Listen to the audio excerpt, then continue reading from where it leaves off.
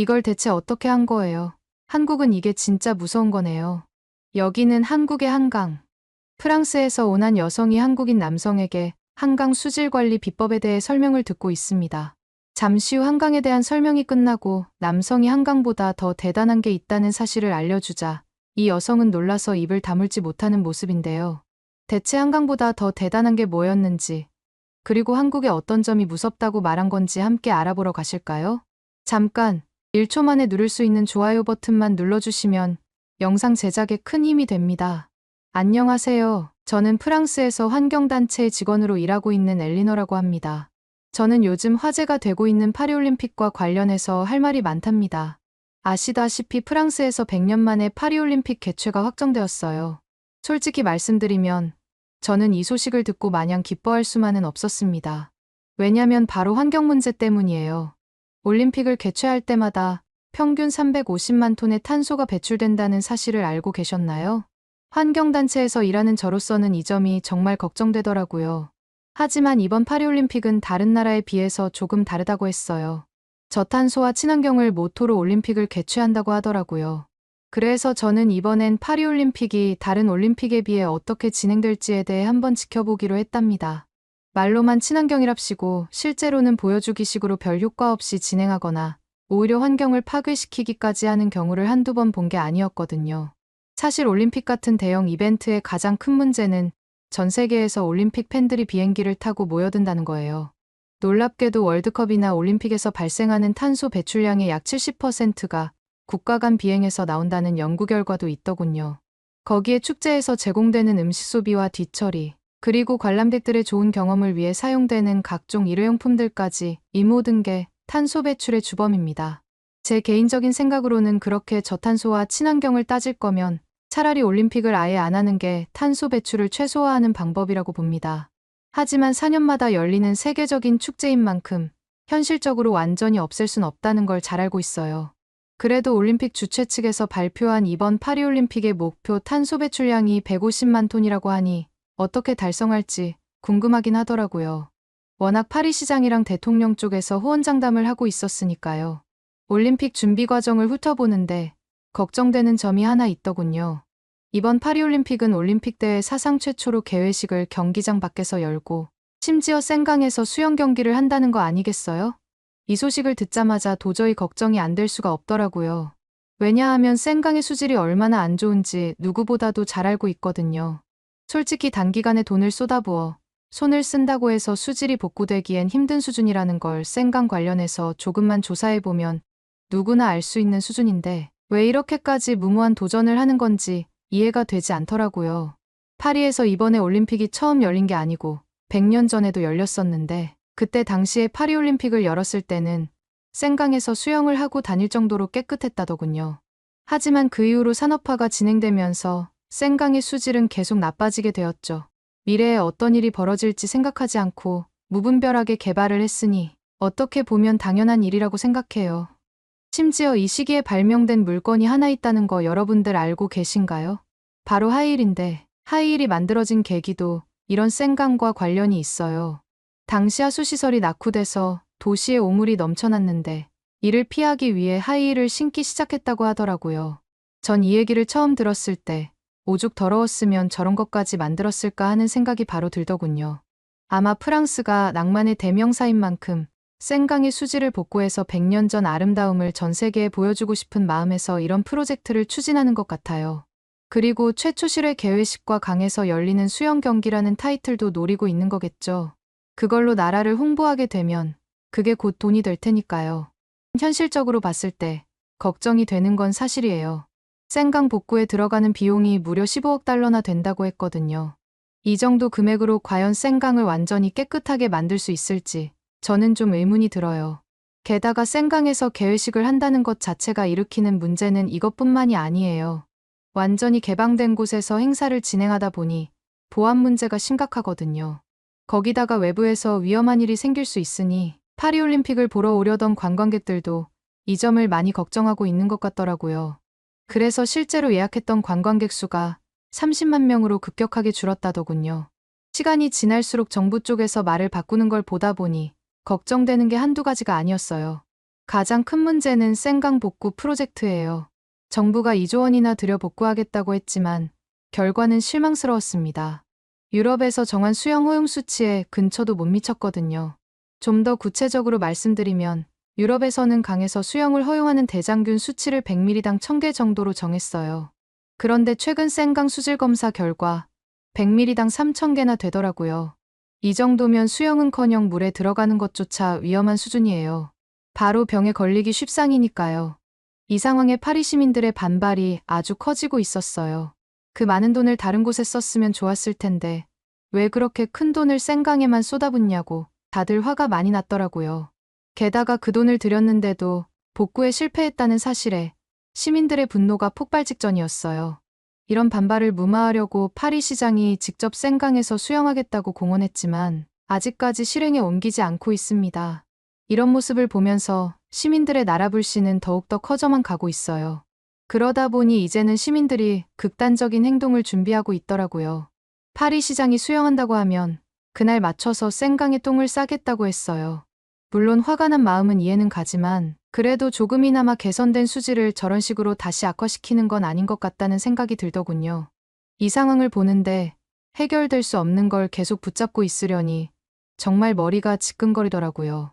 사실 생강에서의 개회식과 수영 경기를 강행하지 않았다면 이런 일이 애초에 벌어지지도 않았을 텐데 말이에요. 생강에서 경기를 진행하겠다고 결정할 당시만 해도 시민들의 반발이 이 정도까지 커질 줄은 아무도 예상하지 못했을 거예요. 이 상황을 어떻게 해결해야 할지 정말 답답하기만 합니다. 또한 선수촌 문제도 만만치 않았습니다. 저탄소와 친환경을 내세우며 에어컨 대신 생강 지하수로 냉각하는 기술을 도입한다고 하더라고요. 하지만 그 기술을 도입하는 과정에서 발생하는 환경 파괴는 왜 고려하지 않는 걸까요? 저탄소라는 말만 앞세우고 실제로는 환경에 해를 끼치고 있는 건지 정말 이해가 되지 않았죠. 게다가 탄소 배출 예산과 평가 방법에 대한 명확한 정보도 공개되지 않고 있습니다. 이런 상황에서 올림픽 주최 측이 목표라고 말하는 것들을 믿을 수 있을까요? 특히 운송이나 건설 쪽에서는 실질적으로 탄소 배출을 줄이는 게 굉장히 어렵거든요. 이런 게 조금만 신경 쓴다고 뚝딱하고 바로 해결됐으면 아마 환경 파괴가 이렇게까지 진행되지 않았을 거라고 확신해요. 그런데 올림픽을 개최하는 사람들은 이런 걸 전혀 모르는 느낌이더라고요. 선수촌에 도입하는 지하수 냉각 시스템도 문제가 있다고 생각해요. 시도가 좋아 보이고 굉장히 참신한 아이디어 같지만 실제로는 온도를 6도 정도밖에 낮추지 못한다고 하거든요. 이게 과연 선수들에게 얼마나 큰 의미가 있을까요? 최근 파리는 폭염으로 큰 문제를 겪고 있거든요. 작년에는 기온이 43도까지 올라가 많은 사람들이 더위로 고생했어요. 이번 올림픽 때도 평균 기온이 33도를 넘을 거라고 예상되는데 6도를 낮춘다고 해서 선수들이 제대로 된 컨디션으로 경기에 참여할 수 있을지는 의문이었습니다. 사실 파리 측에서 정말로 저탄소를 실현하고 싶었다면 올림픽에 대한 근본적인 변화를 줬어야 했다고 봅니다. 예를 들어 올림픽 대회의 규모를 축소하거나 여러 도시에서 분산해서 올림픽을 개최하는 방안들도 있거든요. 이런 거라도 생각했으면 참 좋았을 텐데 아쉬울 따름이랍니다. 거기다가 환경에 부정적인 영향을 미치는 스폰서들도 꽤 많거든요. 이런 스폰서들과의 협력하는 것도 더 이상 그만하고 반대로 친환경적인 기업과의 손을 잡아서 협력하는 걸 늘리는 방안도 있어요. 이런 방법들이 있으면 올림픽 주최 측에 말을 해야 하는 거 아니냐고 생각하시는 분들도 계시겠지만 저희가 이런 제안을 하지 않은 건 아니에요. 실제로 정부 측에 여러 번 제안했지만 저희 의견은 그냥 묵살되어 버리더군요. 위쪽까지 전달되지도 않았더라고요. 솔직히 한두 번 실망한 게 아니긴 하지만 저도 사람이다 보니 힘이 쭉 빠지더군요. 그리고 파리올림픽으로 인해 대중교통 운행 횟수까지 늘린다고 하는데 이게 과연 저탄소가 맞나 싶더라고요. 오히려 더 많은 탄소를 배출하게 되는 것 아닐까 하는 생각이 들더군요. 실질적으로 환경을 아끼는 게 아니라 그저 표면적으로만 친환경적인 모습을 보이는 것 같아서 안타까웠습니다. 이런 모든 상황을 종합해보면 이번 파리올림픽이 진정한 의미의 친환경 올림픽이 아니라 그저 친환경 이미지로 경제적 이익을 보려는 그린워싱은 아닐까 하는 생각이 들었습니다. 올림픽을 통해서 이미지를 개선시키고 이익을 보려는 나라는 지금까지 정말 많았거든요. 이게 문제는 친환경은 허울 뿐이고 실제로 환경에는 전혀 도움이 안 된다는 게 문제입니다. 너무 답답한 나머지 용기를 내어 시청 측에 문제를 제기했어요. 이렇게 진행하는 건 친환경 정책이 아니니 정책을 변경해야 하지 않겠냐고 말이에요. 처음에 시청 직원은 저를 빤히 쳐다보더니 확인해보겠다고 하더라고요. 저는 그 말만 믿고 며칠 동안 기다렸습니다. 하지만 답변은 전혀 오지 않았어요. 그래서 다시 시청을 방문해서 빨리 답변을 달라고 요청했어요. 그런데 아무리 기다려도 똑같이 답변이 전혀 없는 거 아니겠어요? 유럽의 관공서와 무언가를 하려면 한 세월 걸린다는 사실은 저도 파리에 살고 있다 보니 잘 알고 있기는 하지만 이 정도까지는 아니거든요. 결국 저는 파리 측의 느린 대응에 화가 나서 또다시 시청을 찾아갔어요. 그런데 이번에는 담당자가 저에게 왜 이렇게 재촉하냐며 짜증을 내기 시작하더라고요. 아니, 오래 걸리면 오래 걸린다고 말이라도 해주던가. 이거는 진짜 너무하다고 생각했습니다. 결국 폭발해버린 저는 담당자와 그 자리에서 대판 싸우고 말았어요. 결국 아무것도 얻지 못하고서는 답답한 마음으로 씩씩거리면서 시청을 나왔습니다. 이런 일들을 연달아서 겪다 보니 너무 답답한 거 있죠. 다른 방안은 없을까 하고 사무실에서 찾아보고 있었는데 갑자기 저희 메일로 연락이 오더군요. 무슨 연락인지 확인해봤는데 그 메일을 보고 얼마나 어이가 없었는지 몰라요. 그 메일의 내용은 갑자기 정부 측에서 환경단체 지원금을 줄인다고 일방적으로 통보하는 내용이었거든요. 아시다시피 환경단체는 정부 지원금이나 기부금으로 활동을 하고 있어요. 이걸 확 줄여버려서 협박을 하는 게 정부 측의 답변인가 싶더라고요. 그때부터 이대로 가만히 있으면 안 되겠다는 생각이 들었어요. 시위라도 열심히 해야겠다고 결심했습니다. 이렇게 뒤에서 지원금을 가지고 장난치는 건 정말 불합리하고 말이 안 된다고 생각했거든요. 하지만 당장 시위를 할 순 없는 게 시위를 하려면 제대로 된 주장이 필요했어요. 그래서 그때부터 생강처럼 수질복구를 성공적으로 한 곳이 없는지 찾아보기 시작했습니다. 강이 수질복구를 한 곳은 여러 곳이 있지만 그 중에서 유난히 한강이 눈에 띄더라고요. 사실 저는 예전부터 한국에 관심이 많다 보니 한국에 한강이라는 큰 강이 있다는 사실 정도는 알고 있었습니다. 왜냐하면 한국 드라마나 영화를 보면 한강에서 라면을 끓여 먹는 장면이 꽤 많이 나왔었거든요.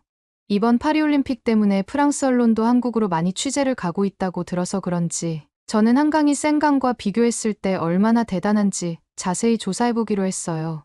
그런데 조사를 하다 보니 한강도 생강처럼 예전에 수질이 굉장히 심각했던 시기가 있었더라고요. 이거다 싶어서 저는 바로 팀원들에게 한강에 대해 같이 조사해보는 게 어떻겠냐고 제안했습니다. 다행히 팀원들도 제 의견에 동의해줬어요. 제가 조사한 내용을 보고 좀 더 깊이 있게 조사해보면 좋겠다고 말해주더라고요. 그래서 저희는 한국의 환경단체들과 연락을 취해 일정을 잡았습니다. 한국에 가서 직접 만나 인터뷰를 해봐야 되겠다고 생각했어요. 다행히 저희 단체 안에는 한국을 좋아하는 사람들이 꽤 많아 한국어를 할 줄 아는 사람들이 많거든요. 그 중에서 이번에 한국행을 함께 할 수 있는 팀원과 함께 한국으로 가는 비행기에 올랐답니다. 제발 이번에 한국에 가는 게 의미가 있었으면 좋겠다는 생각이 들더군요.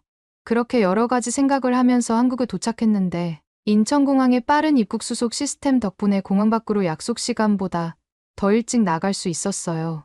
그런데 놀랍게도 한국환경단체에서 지원을 나온 김지훈 씨는 저희가 도착했을 때보다 먼저 나와서 저희를 기다리고 계시더군요. 거기다가 정말 반갑게 인사해 주시면서 한국에 온 걸 환영한다고 말씀해 주시는데 그걸 보면서 한국 오기를 정말 잘했다 생각이 바로 들었답니다.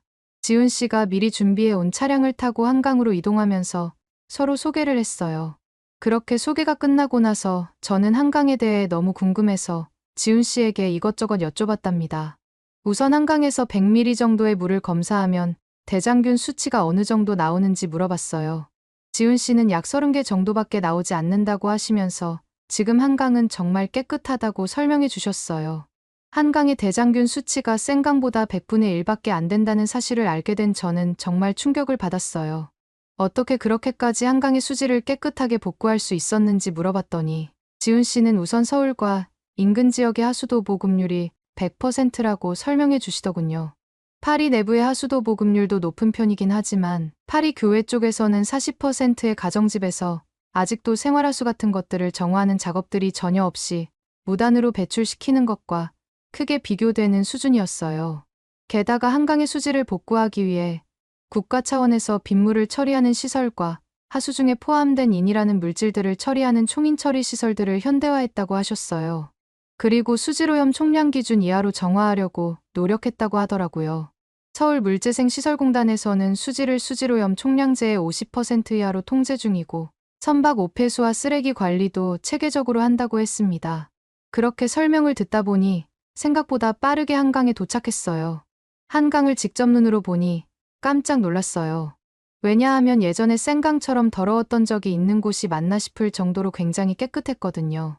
저는 한강을 보니 한 번도 더러웠던 적이 없었던 강 같다고 말했어요. 심각했던 수질을 복구하는데 성공했다던 영국의 템스강도 요즘엔 수질이 심하게 안 좋아졌다고 하던데 한강은 어떻게 이렇게까지 관리가 되는 건지 지훈 씨에게 물어봤답니다.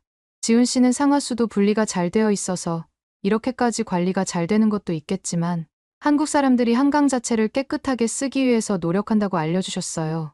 한강은 극한 여름과 겨울을 제외하고는 피크닉으로 사람들이 와서 많이들 돗자리를 펴고 음식도 먹는데 마무리할 땐 쓰레기를 모두 챙겨서 꼭 재활용을 하고 정리를 한다고 하더군요. 지훈 씨는 이렇게까지 한강이 수질 복구가 되고 깨끗하게 관리될 수 있는 건 스스로도 한강의 기적이라고 생각한다고 말씀하셨어요. 믿기 어려울 수도 있지만 물이 생각보다 깨끗해서 1급수에서만 살고 있는 쉬리나 쏘가리 같은 물고기들이 한강에서도 살고 있다고 했습니다. 심지어 천연기념물인 수달까지 한강에서 살고 있다고 하더라고요. 한강이 유지될 수 있다는 게 한국 사람들 때문이라고 말하는 지훈 씨를 보면서 괜히 속으로 너무 부끄러웠어요. 왜냐하면 수질 복구하겠다고 15억 달러나 들였던 센강의 관리가 안 된다는 이유로 항의하겠다는 뜻으로 시민들이 똥을 싸려고 했기 때문이에요. 파리 사람들은 노상방뇨를 하는 경우가 너무 많아서 센강에 야외 소변기가 있을 정도로 파리 시민들이 경각심 없이 파리를 더러운 상태로 방치하고 있는데 한국 사람들은 정반대구나 싶었어요. 한강은 한국 사람들의 시민의식들이 쌓여서 이렇게 깨끗한 상태를 유지할 수 있다는 걸 알게 되었답니다. 결국 강의 수질을 복구하는데 제일 중요한 건 그 나라 사람들의 시민의식이었던 거예요. 그렇게 한강을 보다 보니 문득 궁금한 게 생기더군요. 지훈 씨한테 비가 오더라도 한강의 수질이 유지되냐고 물어봤습니다. 지훈 씨가 설명해 주시길 한국은 비가 와도 수질을 유지할 수 있는 시설들이 이미 다 도입되어 있는 상태라서 비가 오든 안 오든 상관없이 이 정도의 수질은 계속 유지될 거라고 하더라고요. 센강 같은 경우는 비가 오면 안 올 때와 비교했을 때 12배 정도나 물이 탁해지는데 한국은 날씨와 상관없다는 게 정말 신기했어요. 한강을 보면서 감탄하던 저를 보면서 지훈 씨가 한국에는 한강뿐만 아니라 수질 상태가 훨씬 더 심각했지만 한국 사람들이 다 같이 힘을 모아 굉장히 노력해서 환경을 보호했던 또 다른 사례가 있다고 말해줬어요. 사실 한강 수질을 복구한 것도 대단하다고 생각하는데 이것보다 더 심각했던 수질 문제를 극복한 사례가 있다고 해서 믿을 수가 없었어요. 그래서 그 사례에 대해서 좀 더 자세히 알려줄 수 있냐고 물어봤습니다. 지훈 씨는 혹시 태안기름 유출 사고라고 들어본 적이 있는지 모르겠는데 2007년도쯤에 태안바다에서 기름이 유출된 사건이 있다고 말을 했어요. 지훈 씨가 말씀해주니 이전에 한번 들어본 적이 있는 게 생각나더라고요. 제가 관심 있어 하자 지훈 씨는 혹시 원하신다면 그쪽 환경단체와 연결시켜 드릴지 물어봤고 저는 너무 좋다고 얘기를 했어요. 그렇게 지훈 씨와의 일정을 마무리하고 돌아가려던 찰나 팀원 중 한 명이 한강하면 라면이라고 하던데 라면 한 번 먹고 숙소로 돌아가면 안 되냐고 물어보더군요. 옆에 있던 지훈 씨는 그걸 보면서 한강까지 오셨는데 한강라면을 안 먹어보고 가시면 서운할 거라고 가볍게 드시고 가는 게 어떻냐고 제안하시더라고요. 팀원들은 그때부터 눈이 반짝이기 시작했고 다 같이 편의점으로 이동해서 각자 먹고 싶은 라면을 고르기 시작했어요. 팀원들 중 매운 걸 잘 먹는 분이 있었는데 그분은 불닭볶음면을 골랐고 저는 매운 걸 그렇게 잘 먹는 편이 아니라서 신라면을 골랐습니다. 이 라면을 어떻게 끓여 먹어야 하나 고민하던 제 눈빛을 본 지훈 씨는 편의점 밖에 라면을 끓여주는 기계가 있으니 함께 나가보자고 했어요. 지훈 씨는 팀원들이 구매한 것들을 한 군데로 모아 은색으로 만들어진 얇은 그릇 안에 라면을 뜯어서 넣어줬고 버튼 하나만 눌렀어요. 그러자 기계에서 물이 나오면서 갑자기 라면이 보글보글 끓기 시작하더라고요. 저와 팀원들은 라면을 한 입씩 먹고 너무 쫄깃쫄깃하고 맛있어서 깜짝 놀랐어요. 팀원들 중 한 명은 이 기계를 프랑스에 가져가고 싶을 정도라며 프랑스에서도 저런 기계를 만들면 안 되냐고 졸라댔고 다른 팀원 중 한 명은 프랑스로 돌아가기 전에 캐리어에 라면만 가득 채워서 갈 거라고 말을 하는 거 있죠. 아까 불닭볶음면을 골랐던 팀원은 침을 뚝뚝 흘리면서 한 입을 겨우 먹고 나머지는 너무 매워서 먹지도 못했답니다. 저는 라면을 먹으면서 한강이 수질이 깨끗한 건 맞지만 그래도 한강이 이렇게까지 유명해질 수 있었던 건 한강 라면과 드라마나 유튜브를 통해 알 수 있었던 한강변에서 열리는 축제들이 있었던 덕분이라고 생각했어요. 저는 최근 한강의 기세로 보면 로맨틱한 걸로 유명한 파리 생강보다 더 유명한 수준일 수도 있겠다는 생각도 들더라고요. 그렇게 지훈 씨와의 만남을 마무리하고 저는 태안 쪽 환경단체 담당자분과 연락을 해서 며칠 뒤 팀원들과 함께 태안으로 방문을 했어요. 담당자분은 저희에게 태안 바다를 보여주시면서 약 20년 전쯤의 그 사건을 생각하면 자기도 너무 막막했다고 말씀하시더라고요. 저는 태안으로 오기 전에 태안기름 유출 사건을 인터넷에서 검색을 했었는데 12,000리터가 넘는 기름이 유출된 걸 보면서 생각한 것보다 훨씬 더 심각한 사건이었다는 걸 깨달았어요. 그래서 태안바다를 직접 봤을 때 기름 유출의 흔적이 조금은 남아있지 않을까 생각했는데 기름의 흔적조차 안 보여서 정말 깜짝 놀랐답니다. 담당자분은 태안바다를 보면서 외국 환경 전문가들이 태안 부근의 바다를 복구하는데 수십 년이 걸릴 거라고 말했다고 하더라고요. 어느 정도로 심각했었냐면 기름이 유출되기 이전에는 40종이 넘는 바다 생명체들이 살고 있었는데 모두 사라졌다는 거 아니겠어요? 하지만 실제로는 7년 만에 거의 유출되기 전 상태로 복구할 수 있었다고 말씀하셨어요. 이어서 담당자분이 이렇게 빠르게 복구할 수 있었던 진짜 비결에 대해서 설명해 주셨는데 저는 입을 다물 수가 없었습니다. 좌절한 어민들을 돕기 위해 전국의 서무인 123만 명이나 되는 자원봉사자들이 도와준 덕분이라는 거 아니겠어요?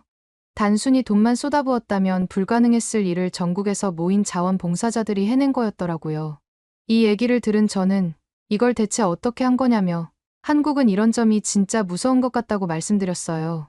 그러자 주말마다 동호회원, 대학생, 수능 끝난 고3 학생들, 군인, 부녀회 등 전국 각지에서 몰려온 연인원 96만 4천여 명의 자원봉사자들이 손으로 한 땀 한 땀 일일이 기름때를 수작업으로 제거했다고 하더라고요.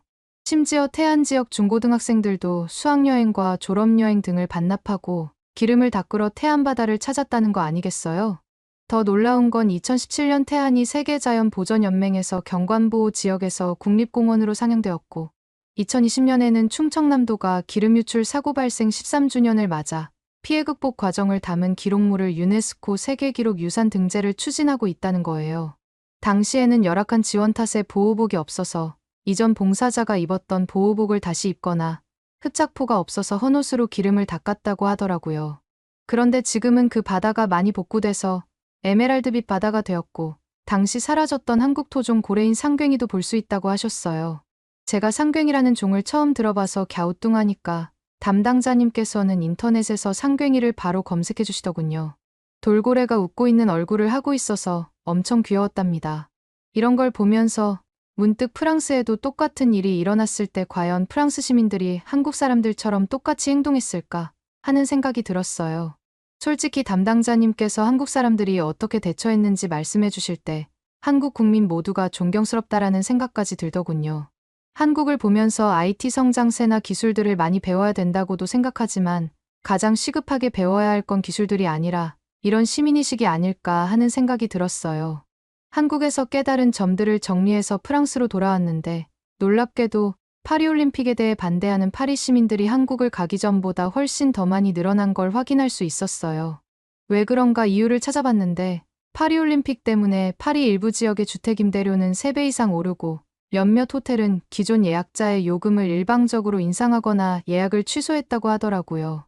거기다 파리 시장의 생강 수영은 또 미뤄지게 돼서 시민들의 신뢰도가 바닥까지 떨어졌고요.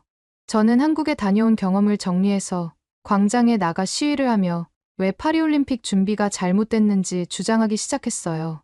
놀랍게도 이를 좋게 봐준 파리 시민들의 기부금이 전보다 늘어서 지원금이 줄었는데도 불구하고 어느 정도 환경단체를 유지할 수 있는 상태가 됐답니다. 이런 경험을 통해 시민들의 힘과 의식이 얼마나 중요한지 다시 한번 깨달았어요. 이번 계기로 한국이 정말 존경스럽다고 생각하게 되었습니다. 여러분들은 파리 시민들이 한국처럼 되려면 무엇부터 해야 된다고 생각하시나요? 오늘의 사연은 어떠셨나요? 오늘의 사연이 마음에 드셨다면 좋아요만 한번 눌러주세요. 1초밖에 안 걸리지만 좋아요를 한번 눌러주시면 더 좋은 사연을 소개해드리는데 큰 힘이 된답니다. 긴 영상 시청해주셔서 감사합니다. 오늘도 행복한 하루 보내세요.